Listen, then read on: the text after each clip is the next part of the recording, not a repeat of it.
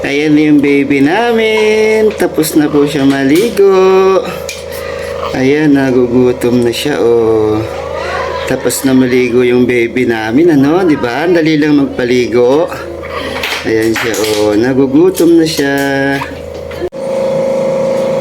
Good morning po mga kadayo. Kumusta po kayo? Ngayong araw po ay magpapaligo na naman po tayo kay baby, ano? Kailangan marunong po tayo magpaligo sa ating baby. Tara mga kadayo, paliguan na po natin ang ating baby. Tara, samahan niyo ako mga kadayo at papaliguan po natin ang aming baby Toto. Ayan. Ganito lang po ang magpapaligo sa ating baby, ano?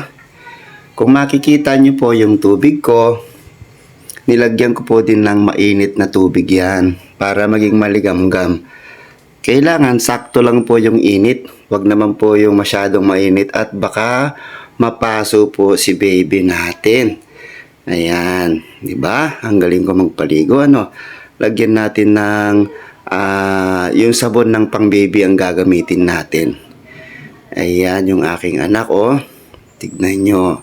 Napakabilis ko magpaligo, ano? Kailangan marunong din po tayo magpaligo sa ating baby. Ayan, paano na po kung wala po tayong kasama, ano? Hindi na po maliligo si baby. Kailangan marunong po tayo magpaligo niyan. Ganyan, sabunin natin yung ulo. Lagyan po natin ng sabon. Yung sabon po ng pang baby po ang gamit ko dito. Inuulit ko po yung tubig po na ginagamit ko dito.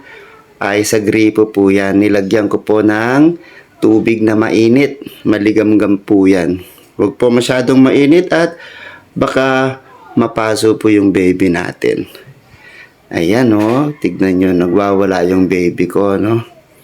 Ayan, ang dali lang po magpaligo ng baby. Ayan, fresco na naman ang baby Toto namin, ano? Ayan, malapit na matapos. Kailangan matanggal din po natin yung mga sabon na nilagay po natin. Ayan, yung sabon po na ginamit natin dito ay yung pang baby po talaga. Malapit na po tayong matapos paliguan itong baby natin. Mamaya-maya po masarap po ang tulog ng baby pagkatapos maligo. Ay siguradong hihingi po ng dede yan. Ayan mga kadayo, tignan nyo, di ba? Ang galing ko magpaligo. O, kailangan tanggalin po natin yung sabon sa kilikili, sa singit, sa paa, sa likod. At yung buhok niya, kailangan matanggal po yung sabon. Ayan, hanggang sa puwet. Siyempre, tanggalin po natin lahat ng sabon yan. Mamaya-maya po, tapos na po. Ayan mga kadayo, maraming salamat po.